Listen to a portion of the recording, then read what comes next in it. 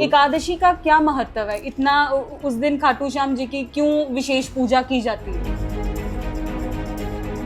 कृष्ण भगवान ने इनको वरदान दिया है कि कलयुग के अंदर आपकी पूजा होगी, आपके आशीर्वाद से सबकी झोलियां भरेगी। झोलियां भरेंगी। एस्ट्रोलॉजी में आप कौन कौन सी पूजा करवाते हो? कि मैं शुरू से पंडिताई का, ज्योतिष का काम करता हूँ।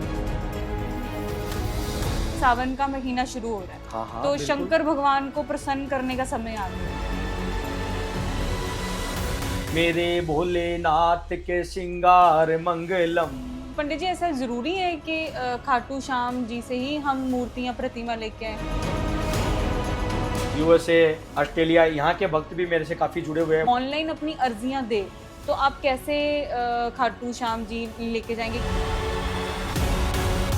भगवान उस नारियल में जो पैसे लेते हैं, या वो नारियल देता है, भगवान ना तो तोड़ के खाते जी। हैं, ना वो पैसे लेते हैं। कि आजकल लोगों को ये है कि घर में सुख शांति बहुत कम है। कभी कभी कोई बीमार पड़ गया, कभी पैसा जहाँ सोचा भी नहीं होता वहाँ खर्च हो जाता है। छोटा सा उपाय मैं आपको बताता हूँ।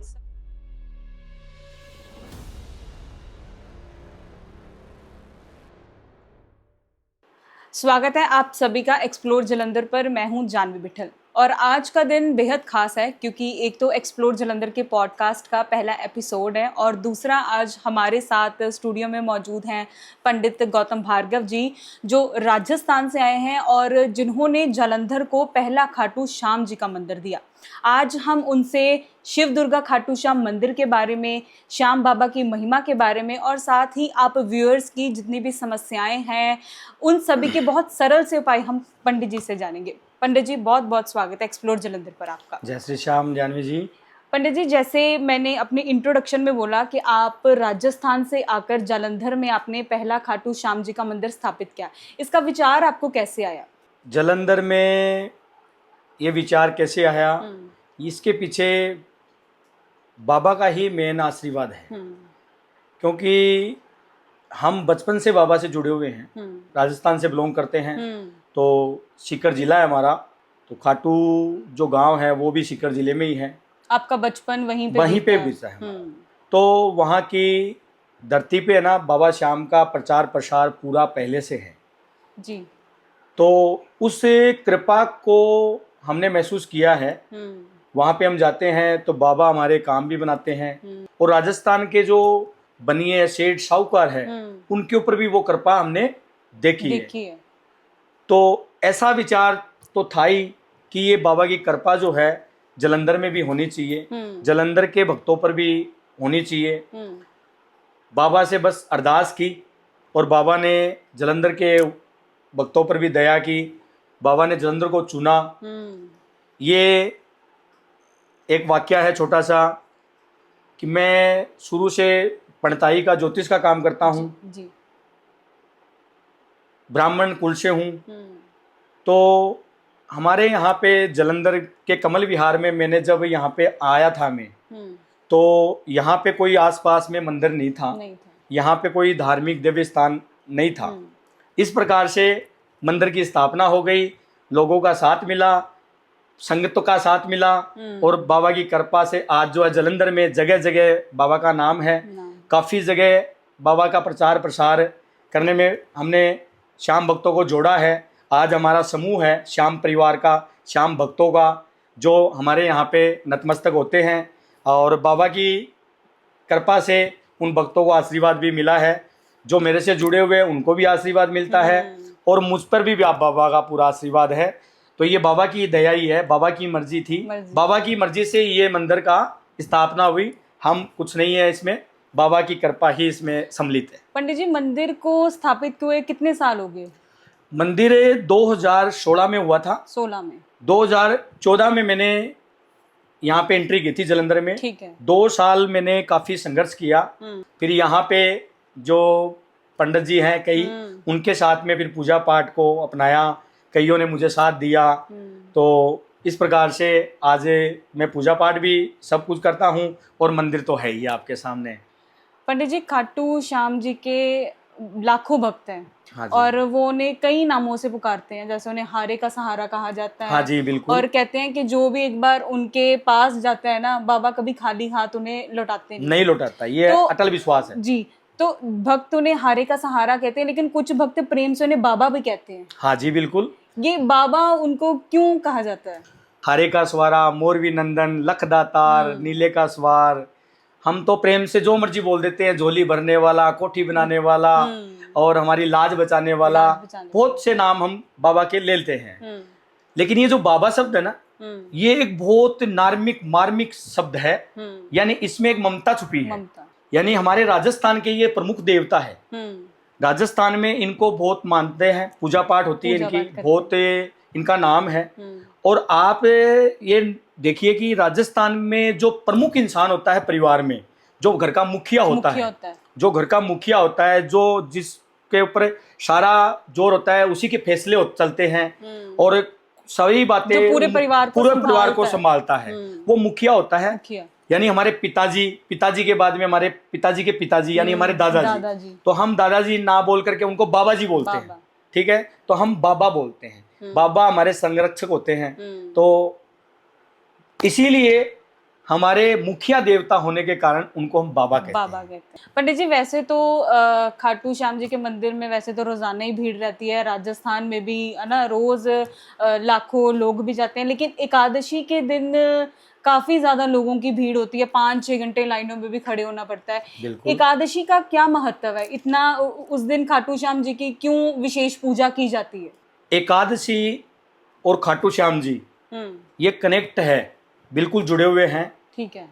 इसके पीछे काफी कुछ है, क्योंकि समय का थोड़ा अभाव भी होता है, तो हम आपको पूरी तो नहीं बता सकते, लेकिन कुछ आपको चाहे आप कुछ ही बता दिए हमारे व्यूअर्स को। देखो, जो खाटू श्याम जी है वो भगवान कृष्ण के द्वारा वरदानित है। उन्होंने, कृष्ण भगवान ने इनको वरदान दिया है कि कलयुग के अंदर आपकी पूजा होगी, आपके आशीर्वाद से सबकी झोलियां भरेंगी, आपका सबको आशीर्वाद मिलेगा। जो आपके दर पे आएंगे, हार के आएंगे, चाहे कोई भी आए आपके दर पे, आप उनको सारा दोगे। ये कृष्ण भगवान के द्वारा इनको वरदान मिला हुआ है।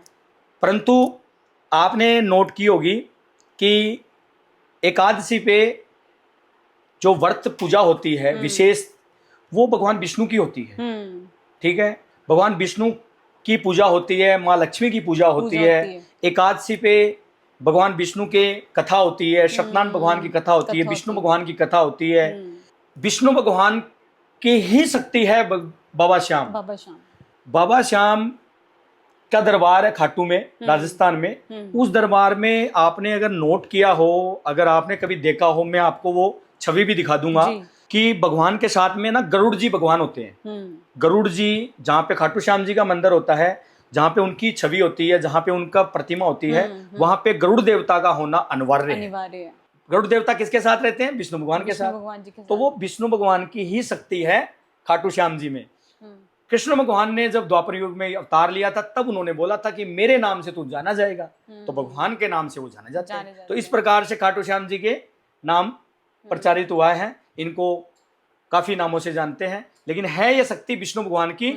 इसी कड़ी में एकादशी का व्रत वगैरह किया जाता है, क्योंकि एकादशी भगवान विष्णु की है जी। अब अगला क्वेश्चन मेरा यही होगा, वैसे तो भगवान हमारे भाव देखते हैं ना, हाँ वो इतना ताम झाम नहीं देखते कि कौन क्या लिखे है, लेकिन खाटू श्याम जी को अर्जी लगाई जाती है। हाँ, वैसे तो भगत वो जो इतर और नारियल की अर्जी लगाती है, हाँ जी, हाँ जी। लेकिन इसके अलावा हम किन सामान के साथ उनको अर्जी लगा सकते हैं और कैसे अर्जी लगाएं? इनके नियम क्या क्या होते हैं कि मतलब भक्तों की जो मनोकामना वो जल्दी पूरी हो? देखो, अर्जी लगाने के कई तरीके हैं, परंतु भगवान तो आपको पता है, आपने भी बोला ताम जाम की जरूरत नहीं है, भाव देखते हैं भगवान। तो वाक्य में भाव ही देखते हैं भगवान। भगवान उस नारियल में जो पैसे लेते हैं या वो नारियल रहता है, भगवान ना तो तोड़ के खाते हैं, ना वो पैसे लेते हैं, ना वो भगवान देखते हैं उसको, वो इतर वगैरह, वो भाव ही होता है।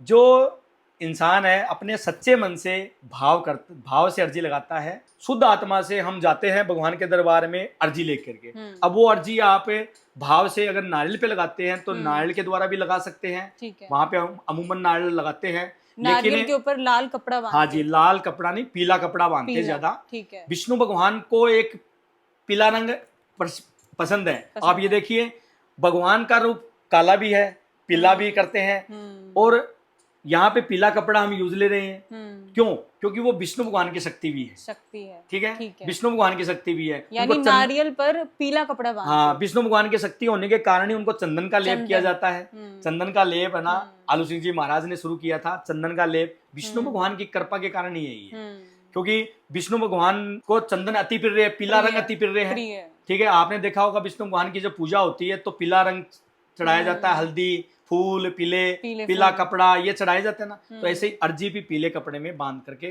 चढ़ाए जाते हैं, क्योंकि वो भगवान विष्णु का रूप भी है। ठीक है, तो नारियल के ऊपर आप जो है ना अपनी मनोकामना लिख भी सकते हैं। वहाँ के जो सेवादार हैं वो अर्जी को खोलते हैं, भगवान के आगे ऐसे करते हैं, फिर रख देते हैं। उन अर्जियों का विशेष सम्मान होता है। ठीक है, लिखित अर्जी भी जाती है, तो नारियल के ऊपर आप लिखित कर करके पीले कपड़े को बांध करके उसमें श्रद्धा सुमन अगर आप कुछ भेंट डालना चाहो तो आपकी मर्जी, नहीं तो नहीं। भगवान को पैसे की जरूरत नहीं है। ठीक है, भगवान को पैसे की जरूरत नहीं है। तो एक तो ये है, एक इत्र से भी लोग लगाते हैं। मैंने वीडियोस में देखे हैं, 3 इत्र लेके जाते हैं भगवान को, एक दिखा देते हैं, वो घर ले आते हैं। 2 इत्र भगवान को चढ़ा देते हैं। चढ़ाने तक तो अच्छी बात है, मैं उसको अच्छा समझता हूँ, परंतु आजकल एक ट्रेंड भी चल चुका है कि ना वहाँ 16 लाइनें हैं। वहाँ भक्त क्या करते हैं, 3 शीशियां ले जाते हैं, एक शीशी खोल करके भगवान को दिखाते हैं, वो जेब में डाल लेते हैं, वो घर ले आते हैं, और 2 शीशियां ना ऐसे फेंक के मारते हैं। ठीक है, तो मेरे हिसाब से ये गलत है, फेंक के नहीं मारना चाहिए, क्योंकि फेंकी हुई चीज तो कोई लेता नहीं है, कोई भी नहीं देता ना, तो वो हमारी मंजूर नहीं होती है। फेंकी हुई से नुकसान भी ये है कि वहाँ पे सेवादार है, वहाँ पे गार्ड है, वहाँ पे जो भगत है जो दर्शन करने आते हैं, उनके पैरों में चुभ जाती है, किसी को लग, ठीक है, लग जाता है। ठीक है, तो ये चीजें एक इत्र चढ़ाना अच्छी बात है, लेकिन ऐसे फेंकना है ना, ये गलत लगता है। इत्र चढ़ाइए। इत्र पंडित जी कौन सा, गुलाब वाला इत्र मेन गुलाब का ही होता है। ठीक है, क्योंकि गुलाब जो है ना एक शब्द में बहुत अपनापन है, सुंदरता है। गुलाब के जो रस है, गुलाब का जो अर्क है, उससे ये इत्र तैयार होता है। सही खाटू श्याम जी में जो इत्र चढ़ता है ना, वो गुलाब के अर्क का ही चढ़ता है। लोग मोरपंख भी चढ़ाते हैं वहां पे, आपने देखा होगा। जी, ठीक है, मोरपंख भी चढ़ाते हैं, वहां पे निशान भी चढ़ाते हैं। तो ये निशान के साथ में भी अर्जी लगती है, मोरपंख के साथ में भी अर्जी लगती है। मोरपंख का भी बहुत बड़ा एक रोल है। ठीक है, मैं कहता हूँ कि अगर कोई नारियल नहीं चढ़ा सकता तो मोरपंख लेके अपनी अर्जी लिख के वो भी बिल्कुल बाबा को एक मोरपंख के ऊपर अर्जी बांध करके भी चढ़ा सकता है। ठीक है, या मोरपंख भी अर्पित कर सकता है। ठीक है, अकेला मोरपंख भी अर्पित कर सकता है, क्योंकि आपने देखा होगा भगवान कृष्ण के मुकुट के ऊपर मोरपंख हमेशा विराजमान होता है, और ये मोरपंख ना बहुत पवित्र होता है, और उस मोरपंख से झाड़ा भी लगता है, उस मोरपंख से अर्जी भी लगती है। और मैं आप मानता हूँ कि मोरपंख बहुत अच्छा है, उससे अर्जी भी लगानी चाहिए। पंडित जी आपने बहुत अच्छी जानकारी दी हमारे व्यूअर्स को। एक मेरा सवाल ये भी होगा कि आपके मंदिर में ऑनलाइन अर्जियां भी लगती है? हाँ जी, हाँ जी जी। और जो अभी हमें व्यूअर्स देख रहे होंगे, बहुत से में ऐसे लोग भी होंगे जो राजस्थान नहीं जा सकते किसी कारणवश, या फिर मंदिर नहीं आ सकते अगर उनको दूर लगता है, तो अगर वो ऑनलाइन अपनी अर्जियां दे तो आप कैसे खाटू श्याम जी लेके जाएंगे? क्या वो प्रदान कर सकते हैं आपको? बिल्कुल बिल्कुल, हमें ये अभी फिलहाल वर्तमान में हम ये कर रहे हैं।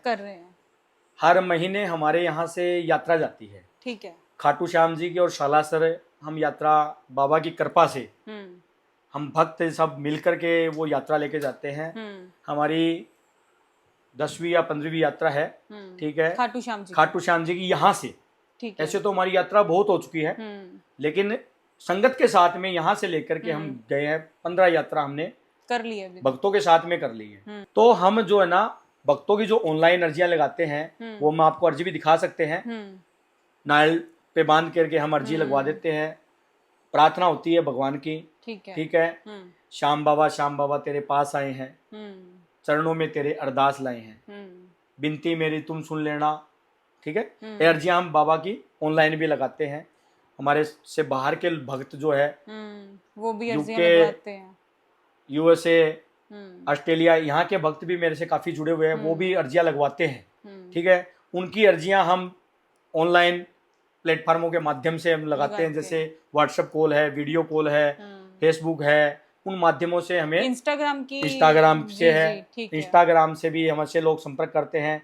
तो हम उनके परिवार का नाम, जाति, गोत्र, एड्रेस, पता लिख करके हम उस अर्जी पे लिखते हैं, और अर्जी पे लिख करके उनका नाम लिख करके और उनकी पूजा कर करके बाबा से प्रार्थना कर करके पहले हम हमारे जो बाबा, हमारे देवी स्थान, हमारे दिव्य जो बाबा मंदिर में विराजमान है उसके यहाँ पे विनती प्रार्थना करते हैं ऑनलाइन वीडियो कॉल के माध्यम से। और फिर वो अर्जियां हर महीने हम खुद या हम, हमारे बच्चे या हमारे जो सेवादार हैं वो सब जत्थे के साथ में हम लेके जाते हैं 2 निशान। उन 2 निशानों के साथ में वो अर्जियां जाती है। पंडित जी, इसकी कोई फीस वगैरह कोई तो फीस नहीं लगती, कोई फीस नहीं लगती इसकी, किसी भी प्रकार का कोई चार्ज नहीं लगता। नहीं है। जो भक्त नहीं जा पाता है उसकी अर्जी हम, उसका निशान हम, यानी 2 निशान रखते हैं हम, एक सालासर जी के, बालाजी के लिए, और एक खाटू श्याम जी के लिए। उस निशान के साथ, निशान किसको कहते हैं? झंडे को कहते हैं, ठीक है। वो भगवान का एक प्रतीक चिन्ह है, ठीक है। उसके अर्जियां वो हम बांधते हैं, ठीक है। वो सारी अर्जियां उसके हम बांधते हैं और सह सम्मान पूजा करने के बाद में उसकी सब सम्मिलित संगतों के साथ में हम पूजा करते हैं, और उस निशान को और उस अर्जियों को हम खाटू श्याम जी ले जाते हैं। वहां पे खुद जाकर के बाबा के दरबार में हम अर्पित करते हैं। ये सेवा करके हम बड़े प्रसन्न रहते हैं। इस सेवा से हमें बहुत आनंद आता है, और इसका कोई चार्ज नहीं होता है। नारियल भी हम है ना हमारे यहीं से दे देते हैं। बाहर के जो भक्त होते हैं उनकी अर्जी अरदास हम लगाते हैं और बोलते हैं कि जब आपकी अर्जी पूरी हो जाए, जब बाबा आपकी मनोकामना पूरी कर दे, तब आप हो सके तो बाबा का शुक्रिया अदा कर देना। वो चाहे आप मन से करना, चाहे आप धन से करना, चाहे आप तन से करना, वो आपकी इच्छा है। तो इस प्रकार से हमें बड़ी खुशी मिलती है कि हम वो अर्जियां बाबा के दरबार में पहुंचाते हैं, ठीक है। तो मैं अपने व्यूअर्स को भी बता दूं, अगर आप में से कोई भी अर्जी लगाना चाहता है तो स्क्रीन पे पंडित गौतम भार्गव जी का नंबर भी है, इंस्टा आईडी भी है, फेसबुक आईडी, ये तीनों चीज़ें नीचे मेंशन की हुई है। अगर आप अर्जी लगाना चाहते हैं ऑनलाइन तो आप डायरेक्ट पंडित जी को कॉल कर सकते हैं। इंस्टा आईडी भी है, पंडित जी ज़रूर आपको रिप्लाई भी देंगे, और आपकी जो अर्जी है घर बैठे बैठे आपकी जो मनोकामना है, मन की इच्छा है, वो खाटू श्याम तक पंडित जी पहुँचाएंगे। ये उनका काम है पहुंचाना। बिल्कुल, ये सेवा है पहुंचाने की, मेरी ड्यूटी है, बाबा ने दी है ये ड्यूटी, ये सेवा है, और इस सेवा को करके हमें बड़े प्रसन्नता प्राप्त होती है। अगला सवाल पंडित जी मेरे ये होगा, अभी कलयुग का दौर है और अभी और खराब समय आएगा। अभी तो हमने बिल्कुल, बहुत बिल्कुल, अभी लग तो रहा है, दिख रहा है ये। अभी तो हमने जो देख रहे हैं वो मेरे हिसाब से कलयुग का अभी शुरुआत ही हुआ है। मैं कह रहा हूँ अभी तो कुछ नहीं हुआ, अभी आएगा। कलयुग में खाटू श्याम जी को कलयुग का देवता भी कहा जाता है ना, और इसके पीछे की क्या कहानी है कि क्यों लोगों को कलयुग में खाटू श्याम जी का हाथ पकड़ लेना चाहिए अगर वो कल्याण चाहते हैं? बिल्कुल बिल्कुल, पार तभी होगा जब नाम सुमरेगा। नाम, वो चाहे अपने देवता का, चाहे अपने गुरुओं का, चाहे अपने भगवान का हो। और मैं ये कहूंगा कि साक्षात भगवान कृष्ण जी ने द्वापर युग में ये कहा है कि कलयुग जैसे जैसे बढ़ेगा, जैसे जैसे आगे कलयुग की टाइम समय आएगा, वैसे वैसे मेरे नाम से तेरी पूजा होगी, तू सबका भला करेगा, तेरे दर पे कोई भी आएगा उसका भला हो जाएगा। तो भगवान का जो वाक्य है उसको हम सत्य मानते हैं, और उसी बात को हम मानते हुए ये आपको कहेंगे कि इस कलयुग में नाम आधारा एक ही है, सिर्फ खाटू श्याम जी है। मैं कह रहा हूँ जितनी जल्दी जिस भक्त को नाम ले लेगा उतनी जल्दी उसकी पार लग जाएगी। श्याम बाबा का नाम इस कलयुग में जो भक्त लेगा, कैसी भी नैया हो पार होगी उसकी, ठीक है। मझधार में वो डूबेगी नहीं, पार ही होगी उसकी, चाहे बीच में कठिनाइयां जितनी मर्जी आवे, लेकिन पार होगी, क्योंकि उसको वरदान ही ऐसा है। भगवान के माता का वरदान है कि तू हारने वाले का साथ देना, और माता का सबसे बड़ा भगत भगवान है, तो वो उसकी मजबूरी है। खाटू श्याम बाबा जी की एक तरह से ये मजबूरी भी मान सकते हो कि वो माता का भक्त है, और माँ वत्सल होकर के वो हमारे को वरदान देता है। क्योंकि वो, मैंने सुना है, कईयों ने कहा है कि वहां पे कोई भी जाता है, चाहे वो पापी है, चाहे वो अधर्मी है, चाहे वो कोई भी पंडित है। जी वैसे आज के दौर में मुझे लगता नहीं है कि कोई इतना सही इंसान होगा, कभी ना कभी तो हमसे कोई ना कोई पाप बिल्कुल हुआ ही बिल्कुल होगा, बिल्कुल जाने हुआ होगा, अनजाने में, बिल्कुल हुआ होगा। है ना, हुआ ही होगा। रावण कितना अधर्मी था, उसको भी भगवान ने कहा था, संदेश भेजा था कि तू भगवान के दरबार में चला जा, उनकी शरण में चला जा, तेरे को माफ कर देंगे, माफ कर देंगे, तो माफी मिल जाएगी। एकादशी में मेला बढ़ता है और द्वादशी को भक्त की झोली बढ़ती है बाबा के दरबार में। ये 2 दिन जो है ना बंदा चला जाए, मैं कह रहा हूँ इस कलयुग में 2 दिन समय निकाल के जरूर जाना चाहिए। जो वहां जाएगा उसकी नैया पार लग जाएगी, उसको किसी का सहारे की जरूरत नहीं पड़ेगी, सिर्फ उसके सहारा मिलेगा उसको। पंडित जी आप इतनी अच्छी इन्फॉर्मेशन हमारे व्यूअर्स को दे रहे हो। एक मेरा और क्वेश्चन है, लोगों को ना आजकल ये बहुत कंफ्यूजन है, संशय है कि घर में खाटू श्याम जी की मूर्ति कैसी रखी जाए या उनकी सेवा करने के क्या नियम है। जैसे मंदिर में तो उनके अलग नियम होंगे, लेकिन अगर घर में किसी ने मूर्ति या उनकी प्रतिमा स्थापित करनी हो, उनके नियम क्या होते हैं पंडित जी? देखो, मंदिर के तो नियम है, आपने सभी देखे हैं, सुने हैं, देखे हैं। मंदिर के तो नियम होते हैं, बाकायदा मूर्ति प्राण प्रतिष्ठित होती है, ठीक है। जो प्रतिमा होती है उसको प्राण प्रतिष्ठित करवाना जरूरी होता है, और जिस मूर्ति का प्राण प्रतिष्ठित जो मूर्ति हो जाती है वो इधर उधर नहीं हिलती है, ठीक है, उसको आप इधर उधर नहीं कर सकते, ठीक है, वो इधर उधर करने से खंडित हो जाती है। तो मैं ये मानता हूँ कि जो घर में प्रतिमा फोटो कोई भी लगाता है उसको प्राण प्रतिष्ठित तो वो कराए ना, ठीक है, प्राण प्रतिष्ठित ना कराए, भाव से उसकी पूजा करे, क्योंकि भगवान है मूर्ति में नहीं, अपने भाव में ही है। हर इंसान के अंदर, आत्मा के अंदर भगवान है, ठीक है। सच्चे मन से आप इस युग में किसी को भी याद करो, वो आशीर्वाद देते हैं। आपने देखा होगा आजकल है ना, लड्डू जी महाराज हैं, ठीक है, उनको टोकरी में भी लेके घूमते हैं, तो वो एक बच्चे के रूप में लोग बाग मानते हैं उनको। ऐसे ही भगवान को, श्याम जी को भी है ना, कई ऐसे उस टोकरी वगैरह में डाल के उनको भी लेके गाड़ियों में घूमने लगे हैं, ठीक है। ऐसे नहीं घूमना चाहिए मेरे हिसाब से। उन्हें घर के उनको मंदिर में रखना घर में मंदिर में रखो, कम से कम उनको 2 बार तो भोग लगाओ, ठीक है, 2 बार भोग लगाओ, 2 बार जोत बत्ती करो, ठीक है, जोत बत्ती करो। मूर्ति बड़ी ना लो, 8 इंची या 9 इंची के जितनी मूर्ति होती है, यानी 8 अंगुल या 9 अंगुल की मूर्ति होती है, ठीक है, वो आप ले सकते हो।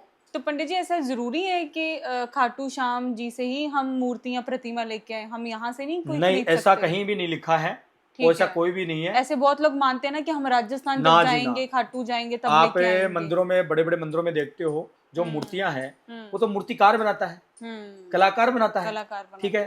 तो खाटू की एक महिमा ये है कि पवित्र स्थान पे जाते हैं तो पवित्र स्थान का एक मन में रहता है कि हम वहां से लाए हैं, तो यही है, और कोई नहीं है। यहाँ भी मूर्तियां मिलती हैं, यहाँ भी मूर्तिकार है, ठीक है, वो हर जगह पे होता है।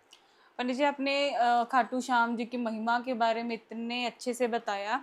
अब मेरे जो अगले सवाल होंगे ना वो आपके एस्ट्रोलॉजी पे होंगे। आप जैसे लोगों को उपाय भी बताते हैं, तो एक आजकल लोगों में ना ये बहुत हो रहा है कि हमारा बनता बनता काम बिगड़ जाता है, आती आती लक्ष्मी रह जाते हैं। कुछ लोगों को ऐसा लगता है कि हमने लोगों को बता दिया इसलिए हमारा काम रुक गया।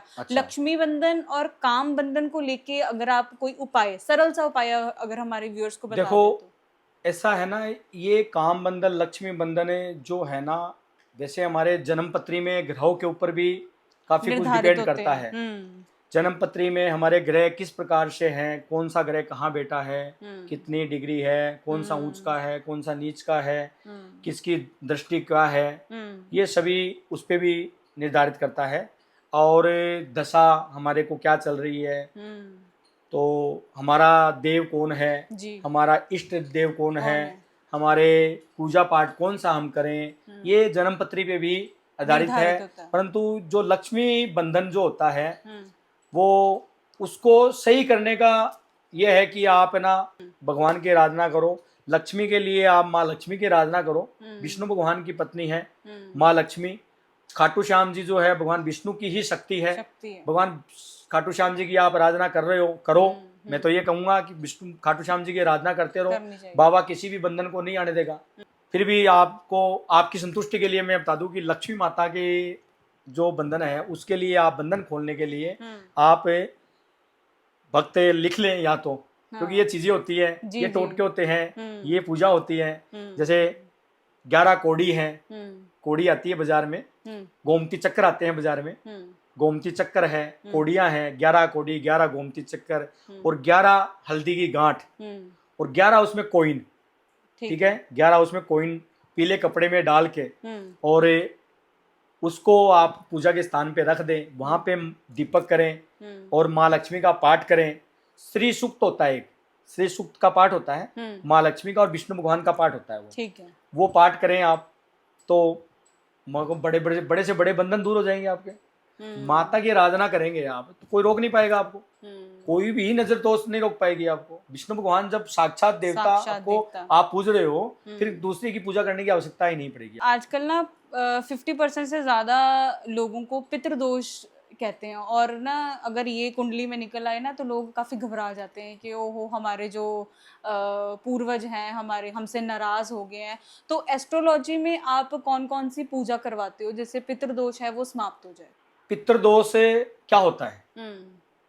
पितृ मत नाम, पितर यानी हमारे पितर, पिता के ऊपर, ठीक है, पिता के ऊपर दादाजी, दादाजी के ऊपर परदादाजी, परदादाजी के ऊपर शरदादाजी, ठीक है, ये ऐसे पीढ़ी दर पीढ़ी चलते हैं। जो हमारे को छोड़ के चले गए हैं, जो हमसे बिछुड़ गए हैं, ठीक है, वो हमारा ये भाव है, हमारा ये भाव है कि हम जो छोड़ के चले गए हैं उनको हम पितर मानते हैं, ठीक है। वो कभी आकर के आपको नहीं कहते हैं कि हम भगवान है या देव है या पितर है, लेकिन हमारा एक भाव ही है ना ये, ठीक है, कि हम उनको पितर मानते हैं जो बिछुड़ी आत्मा है हमारे, ठीक है। अब उनको प्रसन्न आपको करना है, उनको प्रसन्न करने का एक वर्तमान में तो सबसे बड़ा तो आप ये करो, सबसे बड़ी तो ये करो कि आपके पितर स्वयं अपने आप खुश हो जाएंगे कि आप अपने बड़ों की जो प्रेजेंट में आपके बड़े हैं, जैसे माता पिता है ना, माता पिता के चरण आप पकड़ो, माता पिता की शरण में रहो, माता पिता की सेवा करो। माता पिता बड़े अपने, आजकल देखो लोग बड़ों को भूल गए हैं, अपनी अपनी जीवन में व्यस्त हो गए हैं। माता पिता दादा, कईयों के परिवार दादा परिवार जो है गांव में रहते हैं, खुद बाहर आ जाते हैं, शहर में होते हुए भी वो अलग अलग रहते हैं, ठीक है। तो उनकी सेवा करो आप। माता पिता की सेवा करने से आपके जो बड़े हैं यानी उनके माता पिता वो तो खुश हो ही जाएंगे। दूसरा, शास्त्रों में जो चीजें आई हैं उनको भी आपको मानना पड़ेगा, ये भाव की चीज हो गई। शास्त्रों में भी ये चीजें है कि जो मृतक आत्मा है हमारे पितर हैं, उनके लिए उनको ध्यान रखें हम, उनकी जो तिथियां हैं, उनके जो मृत्यु तिथियां हैं, उनको उन तिथियों पर याद करें, ठीक है, उनको याद करें।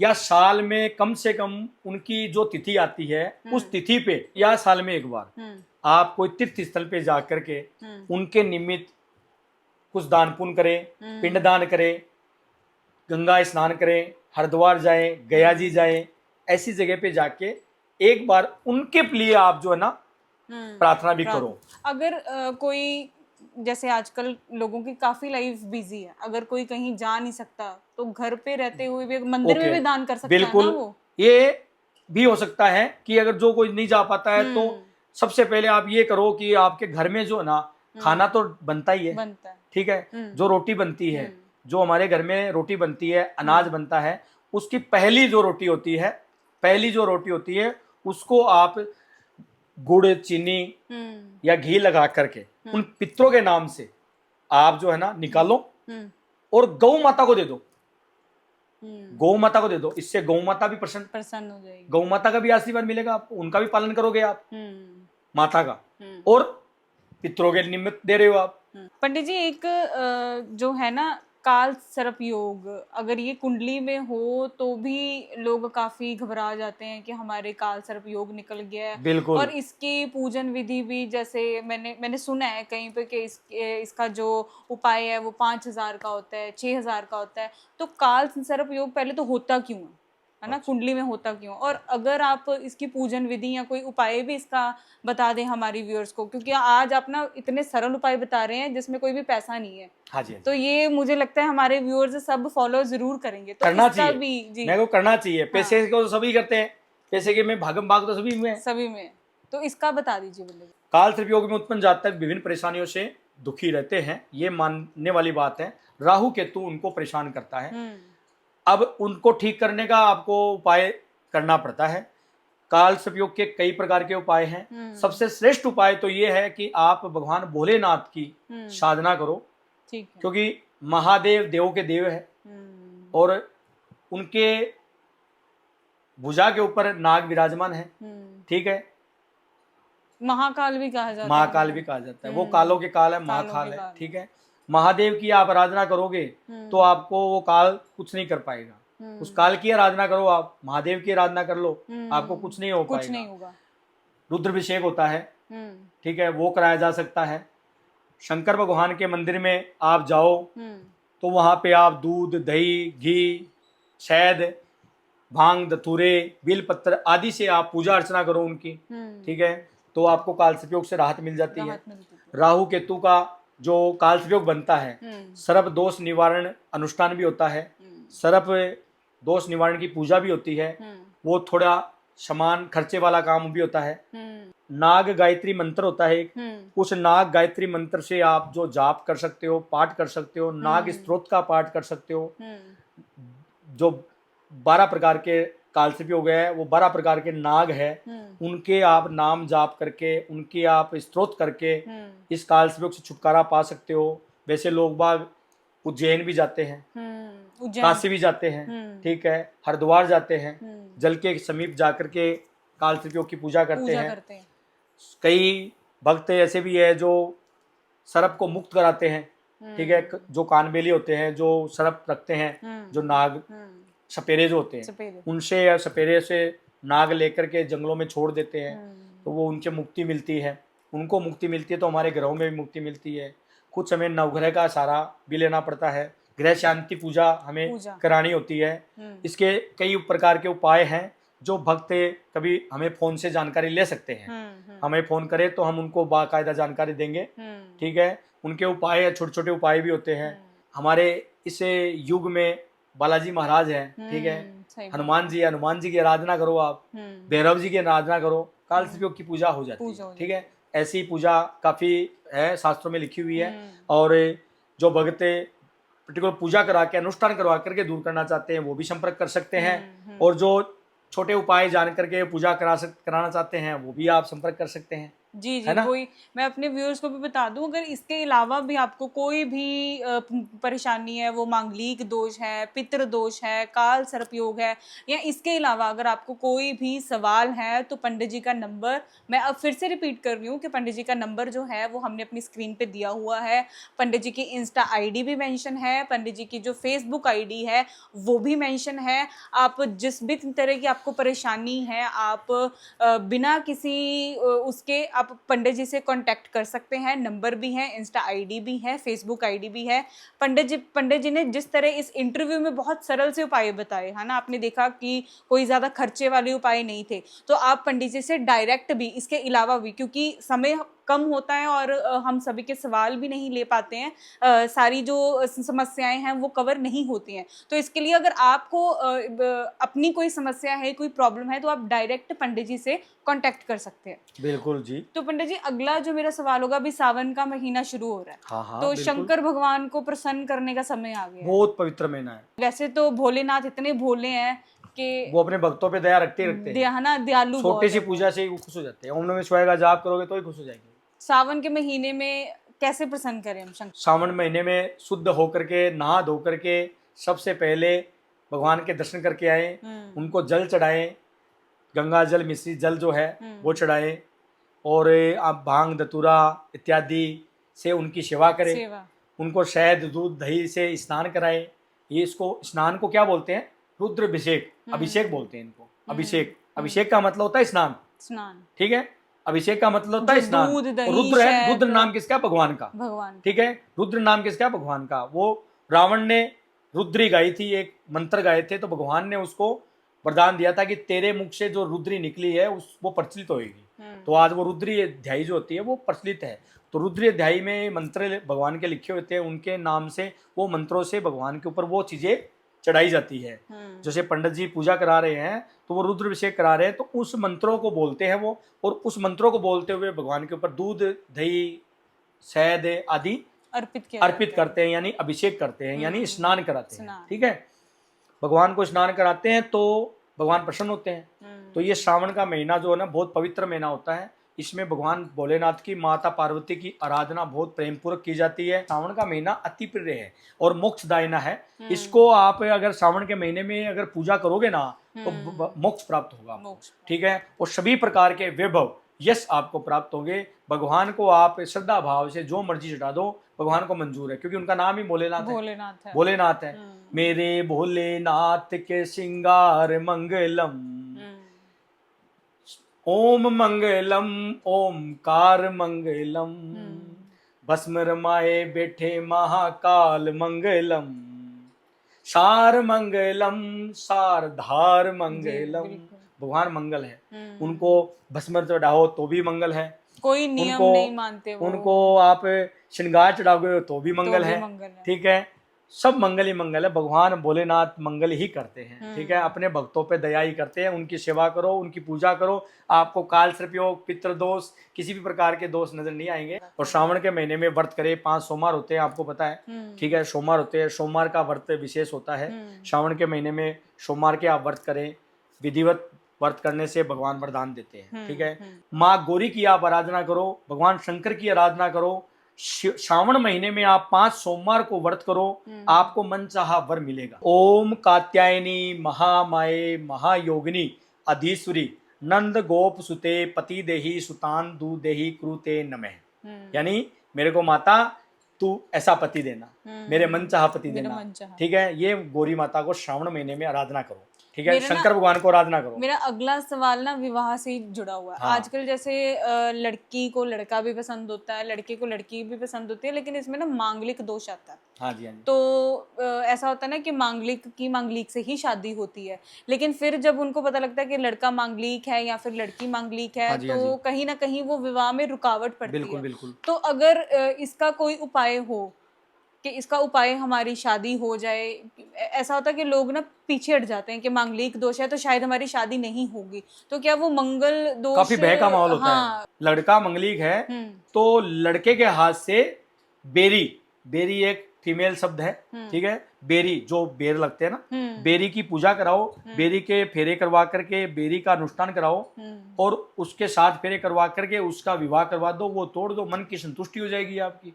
ऐसे ही अगर लड़की मंगलिक है तो लड़की के जो है ना एक विधिवत अनुष्ठान होता है, एक तरह से वो एक तरह विवाह होता है, ठीक है। विवाह होता है, पूरा विधिवत विवाह होता है, और फिर विवाह पहले कराया जाता है, फिर उसको तोड़ा जाता है, ठीक है। फिर तोड़ा जाता है, यानी उस गागर को, यानी उस कुंभ को, यानी घड़े को, साथ में विष्णु भगवान को हम मानते हैं ना, क्योंकि सर्जन करते सारा विष्णु भगवान ही है, पालन करता सारा वही है। तो विष्णु भगवान घड़े में विराजमान है, ठीक है। कलश के अंदर सब समावित है, तुष्टि पुष्टि समृद्धि सब समावित है, ब्रह्मा विष्णु महेश, ठीक है। सागर तट सब कुछ इसी में है। तो आप कलश की पूजा करवाते हो, कलश के साथ में उसकी पूजा करके अनुष्ठान करके उसको 7 फेरे दिलाते हो, उसका कुंभ के साथ में यानी घड़े के साथ में विवाह करा देते हो, तो वो काफी हद तक दोष खत्म हो जाता है, ठीक है। और उसको गागर को फिर जो है ना हम तोड़ते हैं, ठीक है। और जो श्रृंगार किया होता है लड़की, जैसे लड़की श्रृंगार करती है तो उस श्रृंगार को हम जल प्रवाह कराते हैं, ठीक है, या ब्राह्मण को दिला देते हैं, ठीक है।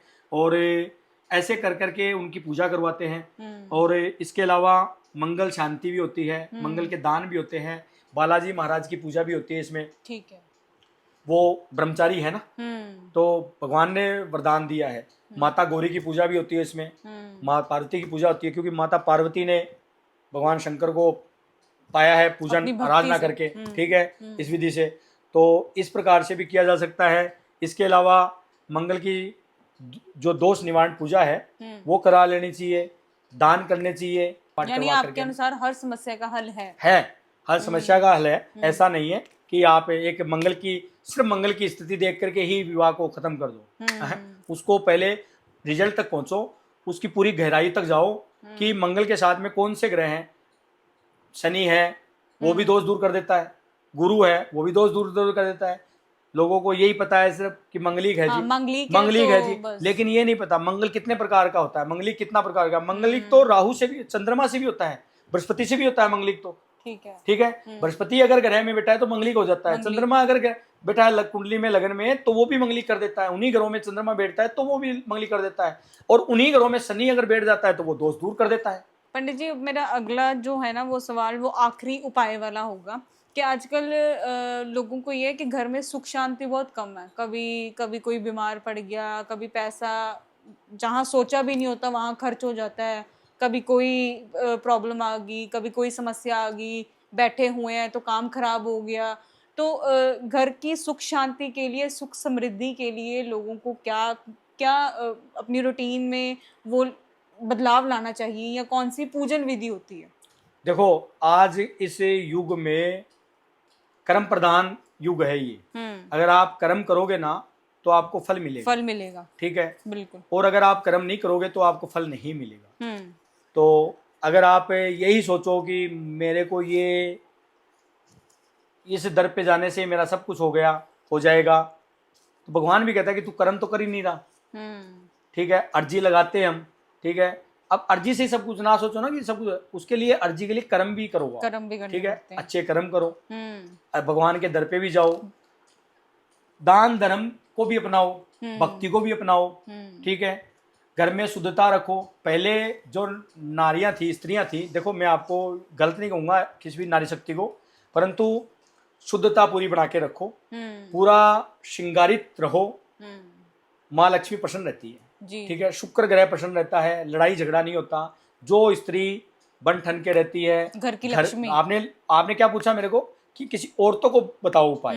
क्योंकि उसका रीजन ये है क्योंकि जो घर के आदमी होते हैं ना वो अक्सर देखा जाता है वो काम में ही व्यस्त होते हैं। हाँ जी, हाँ वो जी, इतना तामझाम नहीं कर सकते कि हम ये उपाय करें। तो घर की महिलाओं को होता है कि मैं अपने पति के लिए, अपने बच्चों के लिए, उनकी सुख समृद्धि के लिए मैं क्या कर सकती हूँ? बिल्कुल यही है, घर की महिला सुबह जल्दी उठे, सूर्योदय से पहले उठे तो बहुत अच्छी बात है, लेकिन सूर्योदय से पहले कोई उठती नहीं है, ठीक है, सूर्य उदय होने के बाद में भी उठे तो कम से कम स्नान दान करके जो है सूर्य भगवान को जल दे, ये दिनचर्या बना ले, सूर्य भगवान को जल देवे, और अपने जो घर के देवता है, पितर देवता है, जो घर का मंदिर है जिसमें प्रतिमा विराजमान है, उनके साफ सफाई कर करके उनको दीपक ज्योति करे।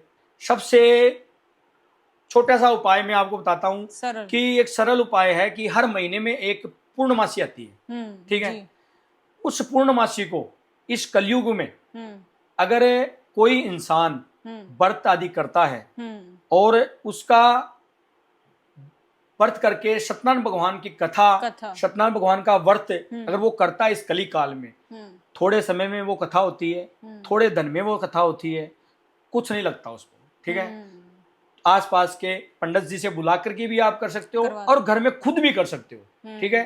तो वो नारी शक्ति जो है ऐसा एक नियम बना ले कि हर पूर्णमासी को मुझे कथा करनी है, उस घर में बंधन नहीं रहेगा जी, उस घर में नेगेटिव एनर्जी नहीं रहेगी, सुख और समृद्धि दोनों रहेगी। बालाजी महाराज का ध्यान करें, ठीक है, वहां के जो पुरुष है वो बालाजी के मंदिर में जाए, नेगेटिविटी दूर हो जाती है अपने आप ही बालाजी के मंदिर। पंडित जी, अभी जाते जाते हमारे व्यूअर्स को बता दो, क्योंकि इस इंटरव्यू और इस पॉडकास्ट के बाद आपको बहुत सारे लोग कांटेक्ट करने की भी कोशिश करेंगे। देखो जी, तो अपना सारा प्रोसीजर बता दो। हो सकता है किसी ने कोई अर्जी लगवानी हो, या आपके साथ खाटू श्याम जाना हो, या कोई भी अपनी समस्या के बारे में उपाय जानना हो, तो आप एक प्रोसीजर बता दीजिए कि वो किस तरह से आपके साथ कॉन्टेक्ट कर सकते हैं।